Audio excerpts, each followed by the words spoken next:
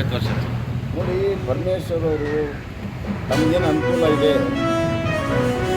ಅದನ್ನು ತಗೊಳ್ತಾರೆ. ಈಗ ರಾಹುಲ್ ಗಾಂಧಿಯವರು ಖರ್ಗೆ ಅವರ ಮೇಲೆ ಟೀಕೆ ಮಾಡುವಾಗ ಹಿಂದಿನ ವಿಚಾರಗಳನ್ನು ಎತ್ತಿ ಟೀಕೆ ಮಾಡ್ತಾರೆ.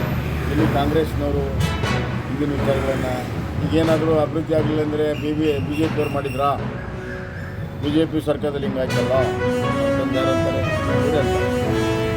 ಅನುಕೂಲ ಸಿದ್ಧವಾಗಿ ವಾದವನ್ನು ಮಾಡ್ತಾರೆ. ಮತ್ತು ಈಗಿದೆಯಲ್ಲ, ತುರ್ತು ಪರಿಸ್ಥಿತಿ ಇದೆಯಲ್ಲ, ಇದು ನಮ್ಮ ಪ್ರಜಾಪ್ರಭುತ್ವದಲ್ಲಿ ಒಂದು ಕಪ್ಪು ಚಿಕ್ಕು, ಭಾಳ ದೊಡ್ಡ ಅನಾಹುತ. ಏನಾದರೂ ತುರ್ತು ಪರಿಸ್ಥಿತಿ ಮುಂದುವರೆದಿದ್ದರೆ ಪರಮೇಶ್ವರು ಇರ್ತಿರಲಿಲ್ಲ, ನಾವು ಇರ್ತಿರಲಿಲ್ಲ, ಮಾತಾಡೋದು. ಸೊ ಹೀಗಾಗಿ ಇದನ್ನು ಕಾಂಗ್ರೆಸ್ ಪಕ್ಷ ಗ್ರೇಸ್ಫುಲ್ಲಾಗಿ ಒಪ್ಕೋಬೇಕು. ನೋಡಿ, ಮಾಡಿದ ತಪ್ಪನ್ನು ಒಪ್ಕೋಬೇಕು, ಮಾಡಿದಂತೆ ನೋಡ್ಕೋಬೇಕು.